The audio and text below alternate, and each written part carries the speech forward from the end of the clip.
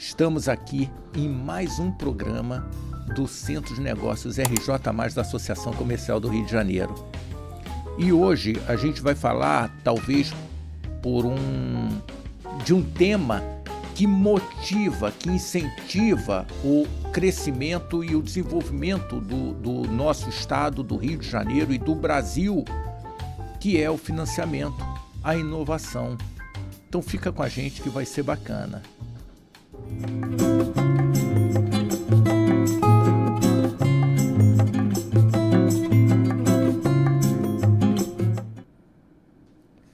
Celso Pancera, muito obrigado por estar aqui conosco.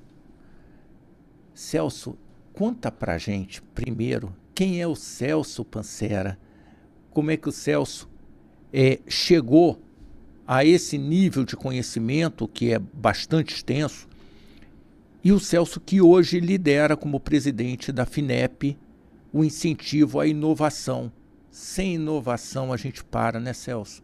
Mas conta pra gente quem é o Celso. Ricardo, quero agradecer o convite, em primeiro lugar, né? Nós estávamos assinando um acordo de cooperação lá na Rural, né? Na Federal Rural, e surgiu o convite para estar participando com você aqui do programa. Isso, então, nos motiva a conversar sobre isso. Eu sou gaúcho e vim morar no Rio de Janeiro em 1989. Na época fazia movimento estudantil, vim para ficar um ano. Fui reeleito para a diretoria da Uni, fiquei 2, fiquei 3, virei portelense, botafoguense e estou até hoje no Rio de Janeiro. Moro em Duque de Caxias, né? Teve um momento que a minha vida virou para a Baixada Fluminense, até hoje moro lá. E a minha entrada nessa área de inovação, ela se deu muito por acaso.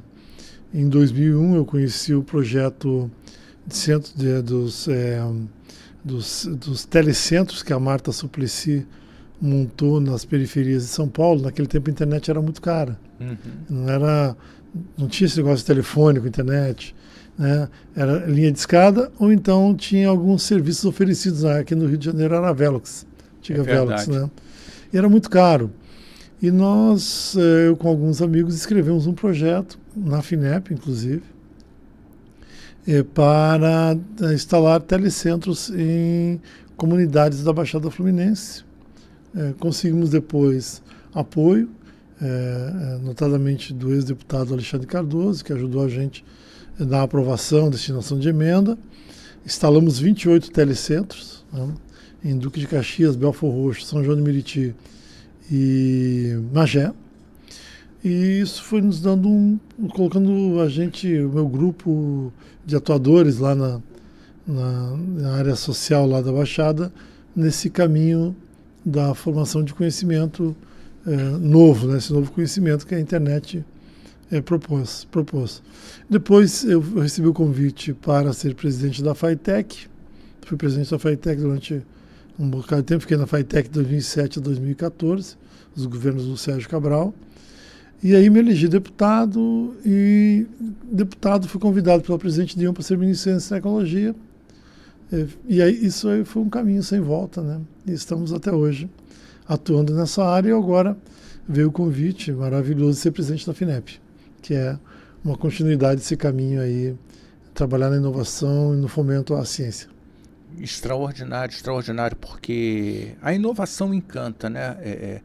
Encanta, motiva as pessoas. E um empreendedor, um empresário que não busca a inovação continuamente na sua operação, imagina, a gente vive hoje um momento de psique.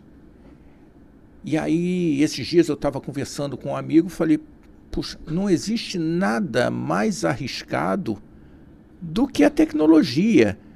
De repente, o ChatGPT, o próprio Gemini, alegres da vida, numa posição talvez bastante confortável, e de repente aparece um DeepSeek, até a própria NVIDIA, aparece um DeepSeek e desmonta tudo do dia para a noite, ou quase tudo, e trilhões são perdidos num instante, num relâmpago.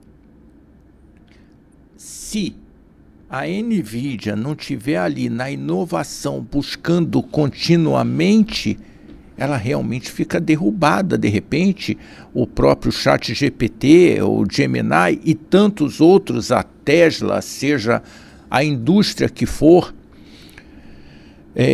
então é um fator muito importante. Mas eu vivo hoje uma reflexão, Celso, que é onde que nós estamos, nós, Brasil, que nós temos características próprias, vantagens competitivas, e onde que nós vamos buscar esses diferenciais, né? Temos aí alguns data centers sendo construídos ali em São João do Meriti, naquela região, a possibilidade de fazer na área do Porto Rio.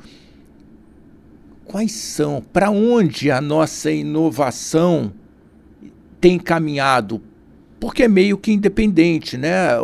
A FINEP, o governo incentiva, dando apoio, mas é mais ou menos, imagino eu, observando como que isso acontece e ali incentivando alguns que fazem mais ou menos sentido. Como é que está isso? Então, nas principais economias do mundo, a inovação, né, a produção científica colada à inovação, existe como ação de governo, estratégia de governo há 60, 70 anos. Né? Estados Unidos, a Europa, o Japão, logo depois do pós-guerra, colocaram a inovação como algo fundamental para o desenvolvimento das suas nações, das suas sociedades. E isso deu a eles uma vantagem muito grande, né, que nós vemos hoje. As grandes empresas de produção de tecnologia hoje estão nos Estados Unidos, na China, e vamos depois pegar o caso da China, Europa e Japão. No Brasil, a agenda de ciência, tecnologia e inovação, ela só virou uma agenda de governo há uns 20 anos para cá, né? Então isso nos coloca numa traseira histórica, né? Lá na rabeira, tendo que recuperar o tempo perdido com muita velocidade e muito investimento. E o Brasil também tem questões sociais graves para resolver, então o governo também tem limites daquilo que ele pode investir em ciência. Então, assim, conseguimos resolver muito a parte de produção de pesquisa científica. Essa parte avançou bastante no Brasil, que é a pesquisa básica, a nossa rede de universidades públicas, basicamente, né? E também os centros de pesquisas, quase todos públicos, estaduais, federais, colocaram o Brasil numa boa situação do ponto de vista da produção de conhecimento. 13º, 14ª nação em produção de conhecimento. Mas faltou essa girada de chave de transformar esse conhecimento em inovação, produtos, serviços, sistemas. Ou seja, transformar o conhecimento que você tem dentro desse centro de pesquisa em economia de fato. Isso, o Brasil, 14º país em produção científica e 50º país em produção de inovação. Então há uma distância entre o que nós temos de inteligência com a transformação dessa inteligência em inovação, em reflexos reais na economia. E esse é o grande desafio da FINEP hoje, né? É como a gente consegue criar um movimento, uma onda no Brasil, em que as empresas, os empresários arrisquem, invistam, apresentem projetos, busquem recursos para inovar os seus produtos, os seus sistemas, né? Aquilo que eles produzem. E, ao mesmo tempo, criar um sistema, um ecossistema muito grande que permita que a juventude, essa juventude que já vem criada na época da internet que já conhece bastante tecnologia, que já respira novos ares da tecnologia, onde ela pode encontrar apoio para colocar as suas ideias em prática. Algumas vão resistir, muitas vão morrer. Mas isso em algum momento tem que ter algum lugar que elas coloquem isso em prática. Então isso é um outro desafio também da FINEP.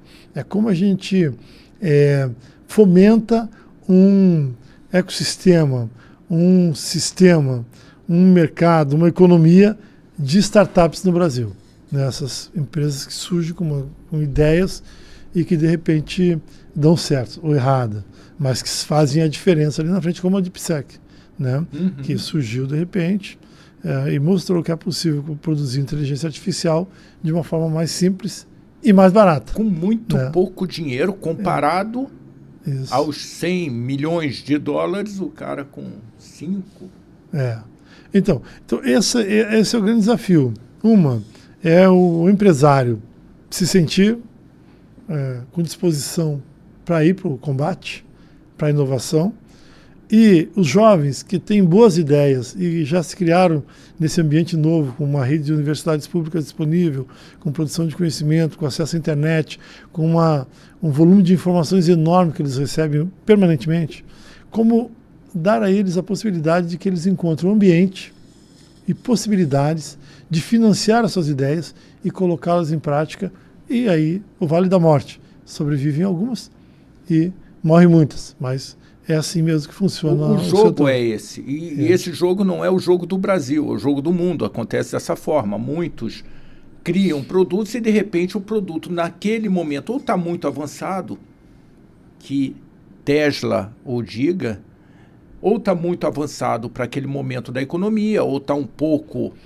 atrasado, ou simplesmente não houve conexão. Mas eu vejo, Celso, conversando com o Josier lá atrás, quando a gente criou essa ideia do centro de negócios, e vamos começar com um podcast, para que a gente dê visibilidade. O que falta, eu acho, muito no Brasil é comunicação.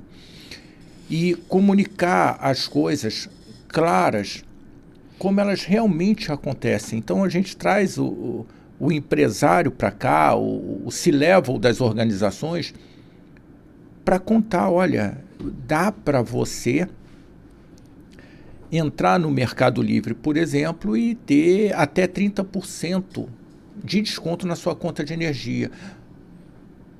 Caramba, tinha um cara aqui me oferecendo com 10% só, e dá para chegar a 30%. Então, vamos lá na associação comercial, vamos entender como é que isso acontece e vamos tentar aplicar aqui na empresa, porque o lucro é uma relação entre o faturamento e quanto sobra de dinheiro e quanto você gasta. Então, acaba sobrando mais ou menos dinheiro. Celso, quais são os projetos, eu não sei se é assim, quais são os projetos, quais são os âncoras, as áreas de maior interesse identificadas pela FINEP ou pelo próprio governo, para que se aporte funding para incentivar? Eu vi que tem um projeto que é extraordinário, que é para a vinda de cientistas, pesquisadores de volta para o país. Eu acho extraordinário, talvez um dos principais. Vamos trazer essas cabeças que lá fora estão pensando para desenvolverem soluções aqui. Até porque temos um mundo hoje completamente conectado, né? Mas conta para a gente, quais são esses pilares que a FINEP está buscando incentivar mais? Então, nós estamos assim, vamos trabalhar com dois grandes eixos. Primeiro, a infraestrutura científica. Ela é base, ela é fundamental. Se não tiver pesquisa básica, se não tiver descobrimento de ideias, né, você não tem inovação ali na frente. Então, isso é uma das nossas atuações. A FINEP, tanto em 2023 como em 2024, e será em 2025, está batendo todos os recordes de financiamento de projetos de ampliação e de recuperação da estrutura, né, dos ambientes científicos brasileiros. De que forma? Nós lançamos editais, as instituições de pesquisa escrevem seus editais, seus projetos, e nós aprovamos. Aqueles aprovados são financiados. Pra você ter uma ideia, em 2023, nós apoiamos um volume que é maior que os 4 anos anteriores da FINEP. Estamos falando que nós investimos em 2023 5 bilhões de reais em projetos que nós chamamos de não retornáveis, aqueles em que o governo, né, através da FINEP, investe para melhorar o ambiente, a infraestrutura científica do país. Então, isso. Esse ano, já no ano de 2024, 2024 foram 6,3 bilhões de reais. É um volume nunca visto na história da FINEP e da ciência brasileira num tempo tão curto. E para 2025 nós ainda não temos a lei orçamentária aprovada, será aprovada em breve pelo Congresso. Mas nossa estimativa é ficar em torno de 7 bilhões e meio de reais. Então, é um volume... Um pouco mais que $1 bilhão. Um pouco mais de $1 bilhão. E outro grande eixo é o que nós chamamos de Nova Indústria Brasil, que é um programa lançado há um ano atrás, foi em janeiro de 2024, pelo vice-presidente Alckmin. Ele é liderado pelo Ministério da Indústria e Comércio, que o Alckmin é o ministro, e pelo presidente Lula, que se reúne com eles com frequência para fazer a avaliação.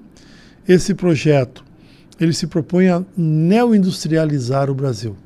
Não é reindustrializar, é neoindustrializar. Por que é neoindustrializar? Porque é uma industrialização sobre outro patamar, né? Descarbonização da economia, produção de energia limpa, relações justas de trabalho, essas coisas que são mais em linha com o que o mundo olha atualmente. Então, vamos dizer assim, esse projeto virou uma bíblia para a gente, uma linha drive de comando, drive para a gente. Né? A FINEP está previsto aportar até fim de 2026 51 bilhões de reais nesse projeto, e nós já aprovamos até dezembro agora de 2024 29 bilhões de reais. 29 bilhões de reais. É um volume enorme, são mais de 2.000 projetos. Né? Eu vou depois deixar um caderno, até trouxe um caderno aqui. Ah, legal. Aqui, né? Um caderno da FINEP, né? Uma publicação em que nós fazemos um balanço desses investimentos, né? Um balanço breve, né? Mas tem alguns gráficos muito interessantes. Né? Você pode ver aqui, ó, de 2022 para 2023 e não reembolsáveis, o crescimento foi de 79%. E de 2023 para 2024, 27%, 28%. Então, se nós pegarmos 2022, que é o último ano do governo anterior, para agora, foi mais de 100% de crescimento, quase 200% de crescimento nos projetos que não têm retorno, que a gente investe sem perspectiva de retorno. Mas na hora de financiamento à indústria em projetos de inovação, vocês terem uma ideia, em 2022 a FINEP emprestou 3 bilhões e 800 milhões de reais. Em 2023 ela emprestou 7 bilhões e 500. Em 2024, 14 bilhões e 700. E a FINEP... Mesmo cortando inflação, foi um crescimento substancial. É um salto gigantesco. E nós estamos com já projetos dentro da FINEP, em análise, 23 bilhões e 700 milhões de reais. O que isso demonstra? Demonstra que as empresas estavam esperando algum programa, algum incentivo, uma forma de acessar recursos baratos, porque tem que ser barato, com prazo longo, porque os projetos de inovação eles são longos, eles demoram para dar retorno, né? Para financiar as suas ideias, para mudar as suas empresas, seus produtos e seus serviços. Então veja, nós começamos as linhas em junho de 2023, o programa saiu em janeiro de 2024, nós começamos a operar um pouquinho antes, junto com o BNDES, e em um ano e meio, 30 bilhões de projetos, né, já aprovados, contrato assinado, né, ou seja, as empresas já recebendo recursos, as parcelas, tocando, mudando seu funcionamento. E temos já lá dentro da FINEP, nos diversos esteiras que nós temos de análise, quase 24 bilhões de reais de projetos. Então, havia uma demanda reprimida, né, que é o que a gente costuma falar nas nossas reuniões de governo, na FINEP, né, que a agroindústria, o agronegócio, o governo criou em 2003, ainda foi Lula, o Plano Safra. Então, todo ano, o governo coloca um recurso para financiar a produção agrícola. Mas nunca tivemos um programa, ou seja, um plano indústria, que é para você incentivar a manufatura, que é onde você tem empregos melhores, você tem produtos com valor agregados melhor, você passa a competir melhor com o mundo, né? E você começa a ter uma economia mais complexa, mais diversificada e mais sólida, né? Com menos sujeita aos solavancos das crises mundiais, né? Então veja como a FINEP está nesses dois grandes eixos, então financiar a infraestrutura científica e financiar as empresas que querem inovar seus processos produtivos. E estamos tendo muita aceitação nos dois lados e executando muito, trabalhando muito, né? Executando um orçamento fantástico nesses 2 anos e uma previsão agora para 25 e 26 também, números fantásticos. Eu fiquei bem impressionado quando lá em Seropédica você falou desse volume. Eu falei, puxa, a gente precisa Ricardo, conversar sobre isso. Só para micro e pequenas empresas, 3 bilhões 497 milhões de reais. Só para micro e pequenas empresas em 2023. Em 2024. Em 2023, 1 bilhão e 400. Mas em 2022, 323 milhões. Veja o salto que deu, se você olhar o gráfico aqui. É difícil ver, né? É o último gráfico. Por quê? Aquilo que você me falava antes do programa. As pessoas não sabiam como chegar na FINEP, como acessar os recursos. O que nós fizemos? Nós não só colocamos recursos disponíveis, como começamos a andar, como você me viu lá em Seropédica. Mas no ano passado, nós fizemos mais de 100 eventos que nós chamamos de FINEP Days. FINEP Day.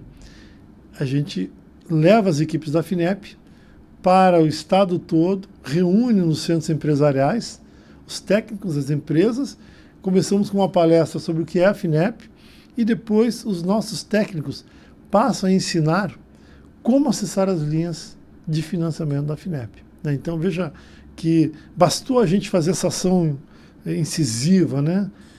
Com muita disposição e ter recursos baratos, porque os recursos da FINEP são muito baratos, né? Que o empresariado respondeu positivamente à ideia. Você falou de recursos baratos. Quanto é esse barato, Celso? Hoje, os nossos juros, está menos de 1% ao ano. 0,8%, 0,7% ao ano.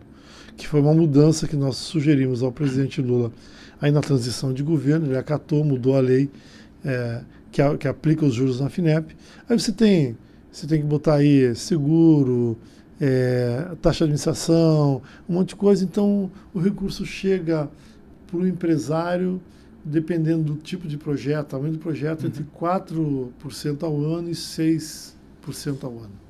É um juro muito barato, não existe no mercado recurso desse tamanho. E tem a questão da carência, né? Se o projeto tem 24 meses de carência aplicado, ele só vai começar a pagar no 25º mês, né? Isso até 48 meses. Alavanca a empresa, com mais 120 meses para pagar.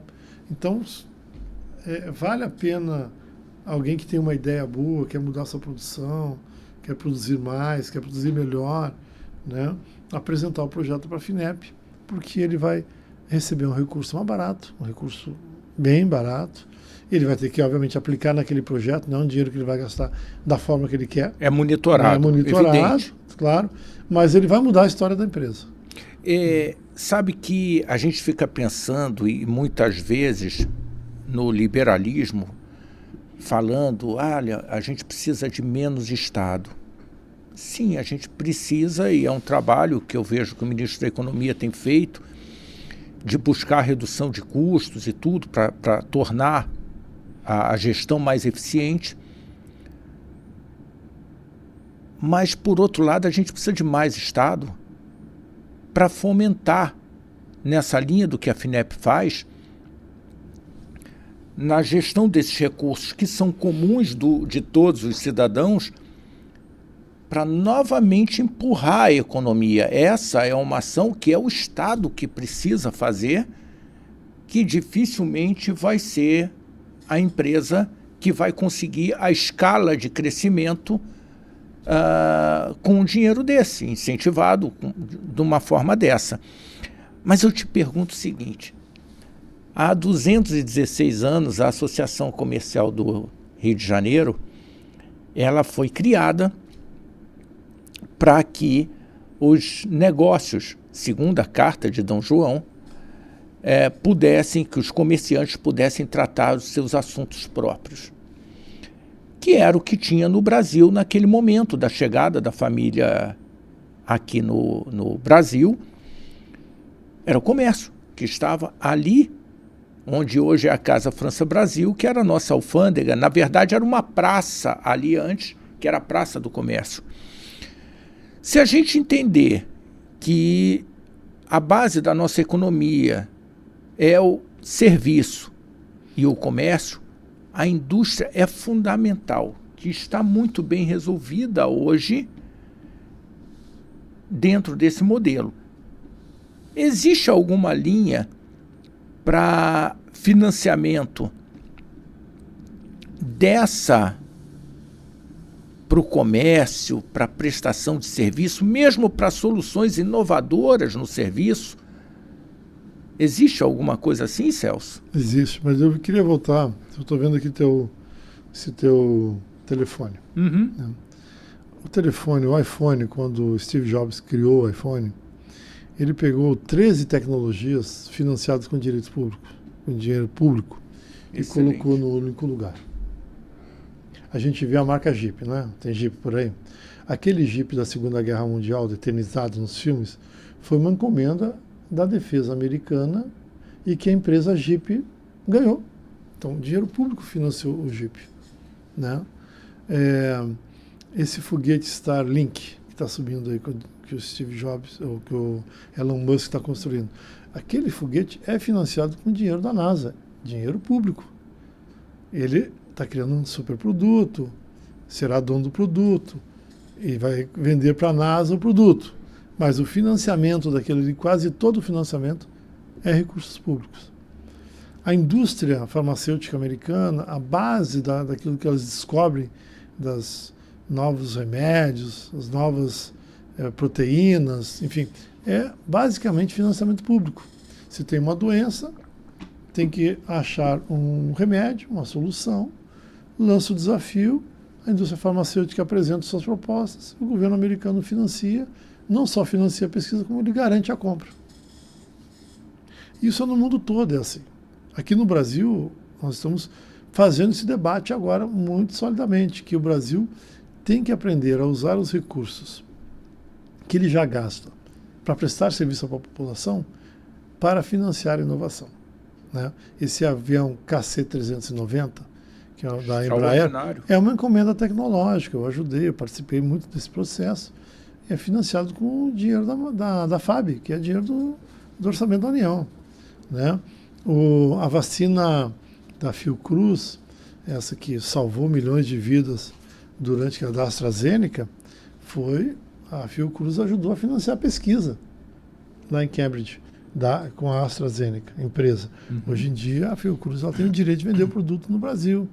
Né? E ela recebeu 100 milhões de doses na época, porque ela botou quase 2 bilhões de reais no financiamento.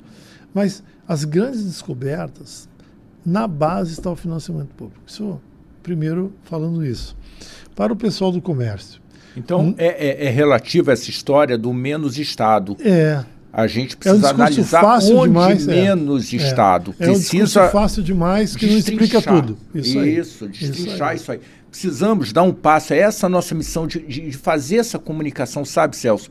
Porque é muito fácil você comprar uma informação pronta e sair repetindo. Peraí, vamos olhar direitinho. Menos Estado aonde, cara pálida? Por que o Brasil tem uma cana que produz etanol muito eficiente, que queima muito bem, com baixa produção de carbono, e a nossa cana produz 2, 3 vezes mais etanol do que as canas de outros países? Porque aí a Embrapa pesquisou, as universidades pesquisaram, isso é dinheiro público. Está para sair agora uma nova geração de cana, que uma produção vai duplicar a produção na mesma área. O agronegócio brasileiro é essa potência porque houve descobertas feitas na universidade. Estivemos lá na Rural, nós falamos da Joana Doberheimer, né, que fez uma grande descoberta, que a descoberta dela sobre trabalhar o nitrogênio no solo permitiu que a indústria de soja no Brasil desse um salto. Então, isso é dinheiro público. Né? Agora, sobre a questão do comércio. Nós não financiamos obra, reforma, capital de giro. Né? Nós financiamos inovação. Se tiver um novo sistema de gestão de estoque, que seja inovador, novo sistema de emissão de nota fiscal, enfim, tudo que está vinculado àquele processo, nós financiamos, né? Por exemplo, vou pegar aqui uma questão bem básica. A Sadia, foi a Sadia, foi a Aurora, não me lembro. Precisava melhorar a linha de produção dela dos frangos pré-prontos para exportação. Apresentaram o projeto, nós financiamos essa linha de pesquisa. A CSN tinha que melhorar a qualidade do aço dela, de fazer um aço um pouco mais refinado, mais resistente. Eles tinham uma ideia. Nós financiamos esse aço. Estamos agora financiando uma pesquisa na Embraer para um novo tipo de fibra para compor a asa dos aviões. Certo? Então, você tem tudo. Temos o avião voador, estamos financiando na Amazônia, mas também já financiamos fábrica que precisava adaptar a sua produção de sabonete para manter o mercado do Mercosul, que houve uma mudança de hábito entre os argentinos e uruguaios, passaram a usar sabonetes de tamanho menor, passaram a exigir um papel reciclável, e nós financiamos isso aí. E a empresa melhorou sua produção, produzindo mais, e se manteve a competitividade de mercado, né? Então, são diversas formas de você apresentar uma inovação. E tem aquelas mais disruptivas mesmo, que trazem uma ideia nova, uma ideia totalmente nova. Hoje eu vi uma válvula que está sendo testada no mercado, a empresa apareceu lá para buscar financiamento, que reduz nos táxis, onde eles já testaram, de 30% a 40% o consumo do gás. E nas escolas públicas que eles colocaram, aquela válvula, também em torno de 40% do consumo de gás. Isso é uma inovação. É uma válvula relativamente simples, mas que tem uma mistura complexa de aço, que exige um aço mais refinado, né? E é um produto, super produto, que vai gerar uma cadeia de empregos. Isso né? é extraordinário. E até já uma coisa básica, né? É verdade. Ô Celso, as grandes transformações no mundo são de coisas extremamente simples. Você talvez resolva metade dos problemas do mundo com coisas extremamente simples. A outra metade já precisa de um incremento bem maior, como talvez as espaçonaves do Elon Musk e por aí vai, mas metade do problema são resolvidos com coisas simples. Essa válvula, você sabe que na empresa a gente usa os veículos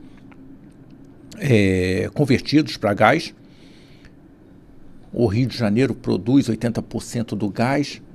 Fiquei surpreso com uma conta que recebemos na semana passada de uma consultoria internacional bastante conceituada, falando da margem de lucro sobre o gás, que é um subproduto quando você extrai o petróleo. Embora ainda fóssil, mas muito menos impactante do que é o diesel hoje, e os nossos carros, os caminhões e os ônibus estão rodando com diesel, mesmo ações ainda iniciais sendo feitas pelo governo do estado, pelas prefeituras, Maricá buscando o hidrogênio, fantástico, temos que caminhar, mas tem um prato aí que está pronto, que é o gás, né? E descobri que talvez pudesse custar 1/3 do valor se a margem de lucro fosse a mesma do combustível líquido. Jesus, já pensou aqui no Rio de Janeiro, além dessa produção, o nosso gás custar perto de R$1 e pouco, contra 4 e tanto, como que nós não melhoraríamos a qualidade do ar na nossa cidade com um custo menor? Talvez a FINEP, então, ela poderia ser um financiador da criação de uma solução de engenharia para usar uma fonte de energia diferente, que seria uma prestação de serviço e não necessariamente o desenvolvimento de uma tecnologia, de um produto especial, mas juntar um conjunto de tecnologias para prestação de um serviço à sociedade diferente. Então, isso abre para mim um pouco mais a mente.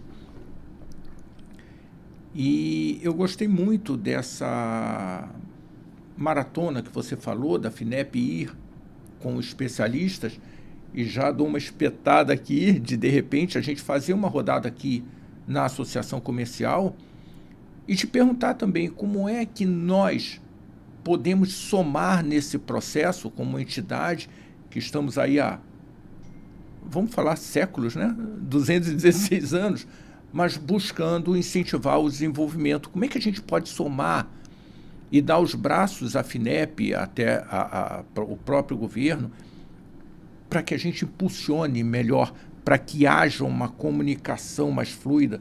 Será que, de repente, os departamentos técnicos da FINEP virem conversar mais com a gente, criarem um dia do atendimento na associação? Legal, Ricardo, eu vou mandar um técnico aí, a gente faz um convênio e manda um técnico às quintas-feiras à tarde, ele faz o atendimento aí. Quem quiser, vem. Como é que a gente pode somar? Acho que vocês poderiam colocar no centro de negócios, colocar a palavra inovação. Centro de negócios e inovação. Um dos grandes problemas que tem no Rio de Janeiro é falta de empresas de consultoria de inovação. Isso eu detectei porque eu vejo que os estados que mais acessam recursos da FINEP são os estados que mais têm empresas de consultoria de inovação.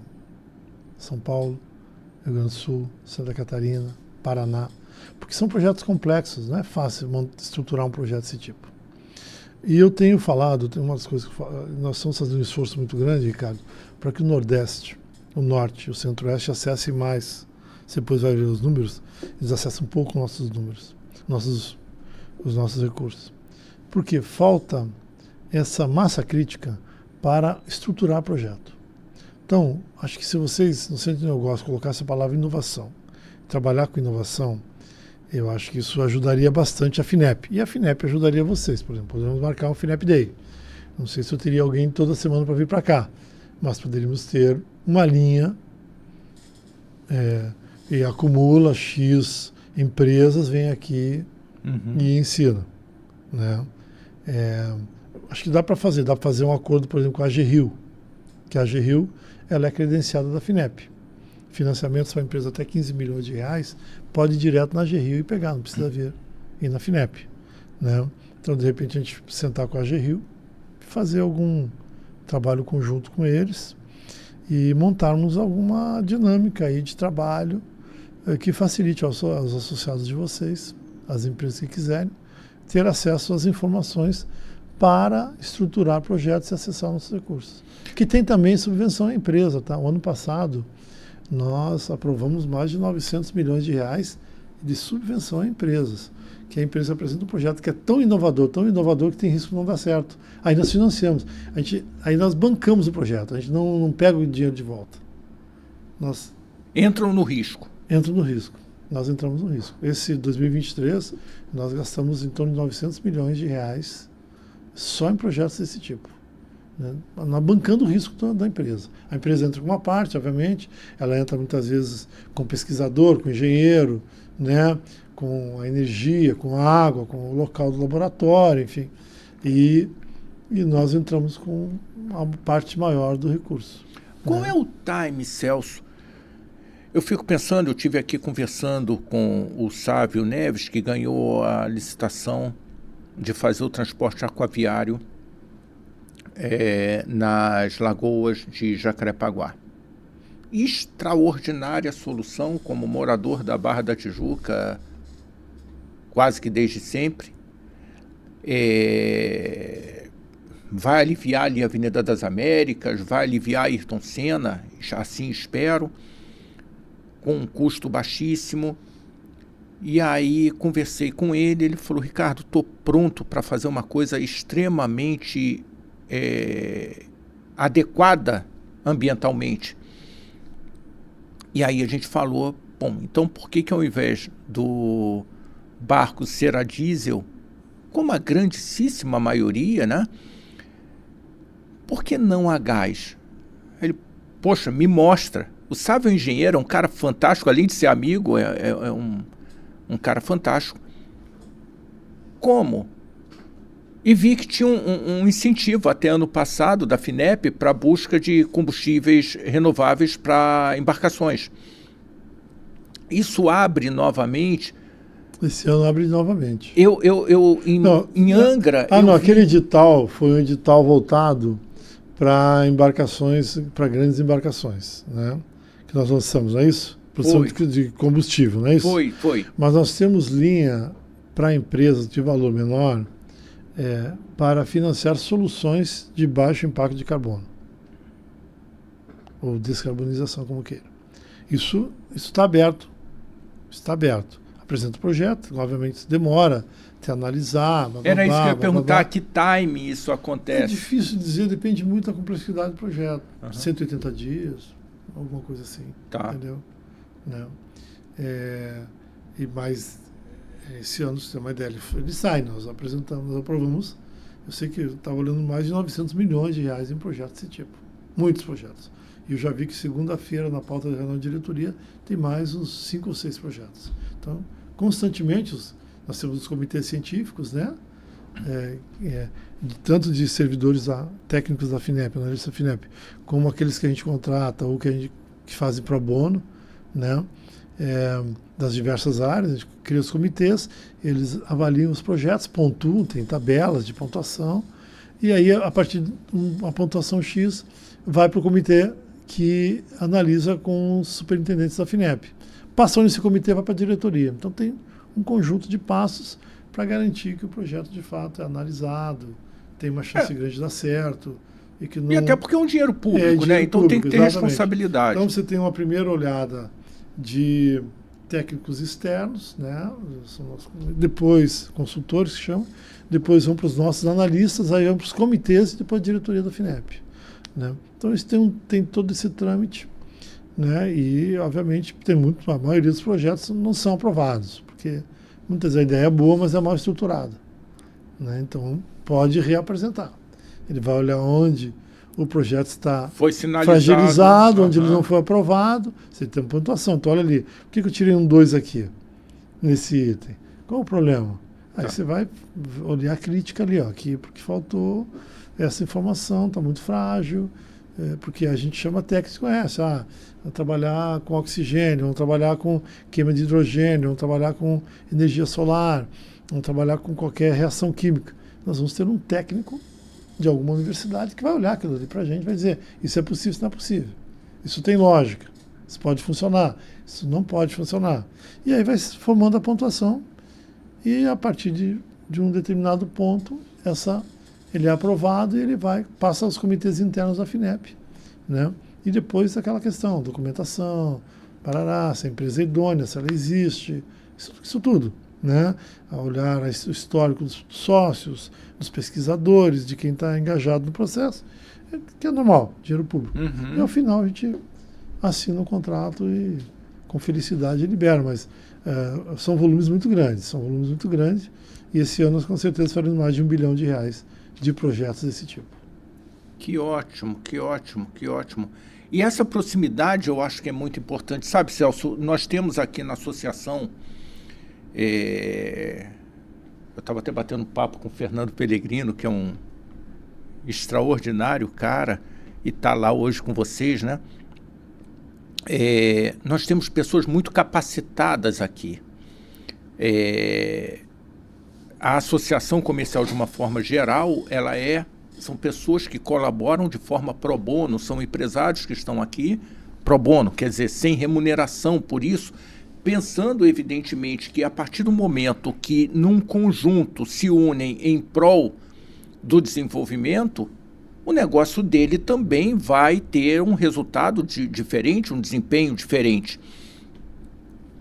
Mas nós precisamos buscar essas soluções até mesmo de financiamento, mas o que eu queria dizer é que nós temos gente muito competente, a gente precisa de quem está assistindo vir para esse jogo, porque nós precisamos de mais braços. Esses mais braços, cada um colaborando no tamanho do seu tempo que possa colaborar, vai gerar um resultado para o Rio de Janeiro, vai gerar resultado para o país. Então, eu penso que a gente está no caminho certo. A FINEP é um excelente exemplo desse caminho, só pelos números que você mostrou, e essa comparação que você fez do Elon Musk, se não tiver o financiamento público, se não tiver o risco do lado do governo, amigo, o cara acaba, o cientista, o inovador, muitas vezes quebra, porque ele põe tudo que ele pode, compromete os amigos, o entorno dele, para buscar uma solução. E nem sempre é o time, aquilo que a gente estava falando, e a coisa não acontece, né? Mas a gente não pode parar, a gente não pode desincentivar esses inovadores, que muitas vezes estão até dentro das próprias empresas, a ficar instigando todo mundo. Gente, mas por que a gente está saindo com o carro a essa hora e indo para lá? Por que a gente não cria uma forma desse jeito ou daquele jeito? Esse é um inovador que está dentro da empresa, e aí em escala ainda muito menor, mas que precisa ser incentivado, porque a hora que ele olha o outro lá na frente, que avançou, ele fala, eu também vou começar aqui. Vou propor, vou tomar 50 nãos do chefe, mas vou continuar propondo. Isso é inovação, né? É isso mesmo, é isso mesmo. Nós, esse ano, teremos um edital de um programa chamado Centelha. O Centelha é financiamento de startups. Então, nós colocamos 124 milhões disponível e vamos até os estados para ver quantos os estados aportam também. E aí, na dimensão do que o estado aporta, a gente entra com recurso e lança edital. Em que proporção? Para os estados do Nordeste e do Norte, é de 1 para 4, para cada R$1 que eles colocam, nós colocamos 4, porque lá a gente quer incentivar muito. No Sudeste, no Sul é 1 para 2, e Sudeste 1 para 2, São Paulo 1 para 1. Né? São Paulo tem uma economia mais então, sólida. Aqui no Rio de Janeiro, 1 para 2. O estado é quem? O estado aqui é a FAPERJ. Tá. Que assina conosco, que é a agência estadual que financiamento da pesquisa, né? Eles têm o fundo também, que é um fundo muito forte. E aí nós lançamos as editais, a própria FAPERJ recebe as inscrições e avalia os projetos, e a FINEP ela desembolsa o recurso e depois ela acompanha a avaliação do projeto. Isso é muito bom, porque isso tem criado muitas empresas boas.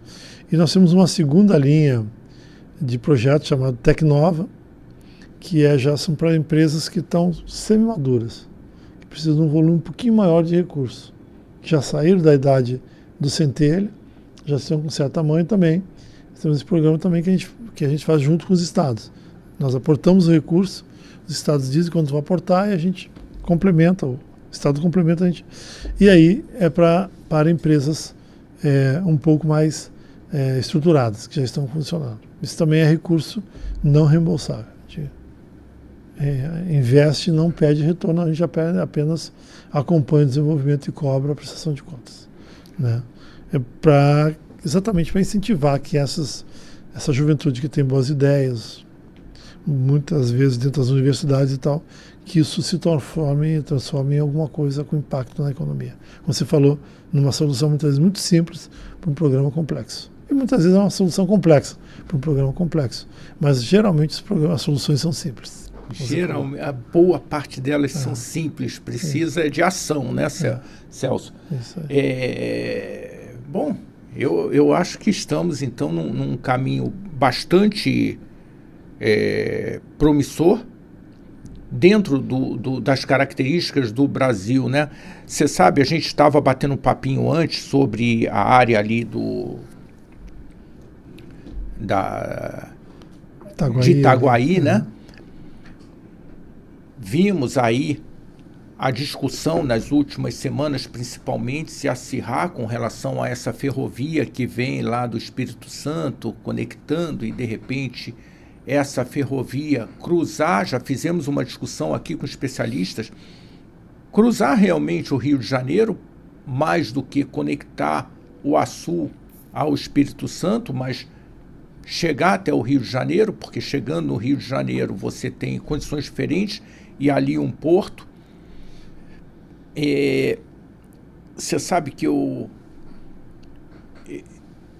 numa entidade que eu participo, nacional, veio uma empresa que está montando um Life Health Center, eu acho que é esse o nome certo, de desenvolvimento de soluções para a qualidade de vida, para a vida, ligados principalmente à indústria farmacêutica. E eles estão fazendo isso em Campinas. Um investimento gigantesco, separaram uma área de 1 milhão de metros quadrados da Universidade de Campinas, já com previsão de crescimento de outro 1 milhão de metros quadrados. Aqui no Rio de Janeiro, a gente não necessariamente precisa olhar e ter essa rixa que muitas vezes é fomentada entre Rio e São Paulo. Isso não é produtivo, mas olhar sim boas causas e bons exemplos que eles têm para que a gente consiga montar os nossos. E fico pensando, será que não seria? Eu até conversei com esse grupo, é um grupo muito grande. Conversei com ele e falei, bom, e o dinheiro vem da onde? Ele falou, Ricardo, o dinheiro não precisa vir do Estado, a própria iniciativa privada faz as construções porque os laboratórios já têm verba planejada para alocação de espaços de laboratórios e tudo, então a coisa acontece sem necessariamente, evidente, houve a alocação do espaço, a disponibilização do espaço, mas as construções foram pela própria iniciativa privada. Aí eu perguntei para ele, e o Rio de Janeiro? Ele falou, olha, o Rio de Janeiro, você não participa da infraestrutura? Por que a gente não discute a infraestrutura para a qualidade de vida e cria um centro no Rio de Janeiro, dentro do que ele tem visto? Ele falou, dentro do que eu tenho visto no mundo, isso conversa muito bem. Esse talvez fosse um projeto bacana para a gente pensar, para que se discuta a infraestrutura, que aí passa desde o transporte, passa até, Celso. A gente fala muito, consumimos muita energia, estamos num momento de transição energética, e aí a gente continua construindo apartamentos com o pé direito mais baixo, diferente do que era antigamente. Opa! Mas quando eu vou a uma casa mais antiga, com o pé direito mais alto, eu vejo que pouco ar-condicionado eu uso. Então, por que a gente não está pensando em mudar um pouco esse cenário e voltar para que a gente tenha, mais do que um consumo com combustíveis menos impactantes, diminua esse consumo, né? Então, talvez seja mais um desse conjunto de projetos, que daqui a pouco pode estar lá na esteira, para a gente fomentar ali na área de Itaguaí um centro que desenvolva soluções de infraestrutura para melhor qualidade de vida e inovação. Mas já está aceito e você é o padrinho do nome do nosso Centro de Negócios RJ Mais Inovação. É isso aí. Mas nós temos uma trilha inovação no Centro de Negócios. Mas põe num nome, que é para ficar forte. Já está, padrinho. Celso, olha, eu te agradeço muito a disponibilidade, sei o desafio que foi você estar aqui conosco. Você estava me contando, teve que sair 4 da manhã de Brasília. De Brasília. Né? Mas eu acho que a comunicação é um elemento fundamental para que a gente consiga trazer mais pessoas para esse jogo e começar a neo-inovação ou neo-desenvolvimento em todas as áreas do nosso estado e do nosso país. Beleza, Ricardo, aqui ó, vou deixar contigo, vou mostrar aqui para a câmera. Né? Não é uma publicação, é um balanço interno que nós fizemos para o governo, vou deixar contigo. Legal, muito obrigado. Dá uma olhadinha nos números de execução da FINEP, esses 2 anos que estamos à frente, agora dia 27 de março, completa 2 anos que estou à frente, presidente da FINEP, Fernando Peregrino é meu chefe de gabinete, tem uma história muito forte aqui na ciência e ecologia também, né? E aí você vai encontrar uns bons números e os projetos que nós atuamos de uma forma assim, sintética, né? Para você dar uma lidinha aí e ter conhecimento. Fantástico. Muitíssimo obrigado. Você que está assistindo, vai lá, se inscreve no canal, curte, mas mais do que isso, vem para cá participar conosco, que certamente o seu resultado na sua empresa começará a ser diferente a partir do momento que você estiver num grupo sério, como nós temos aqui, né, Celso? Então vamos lá.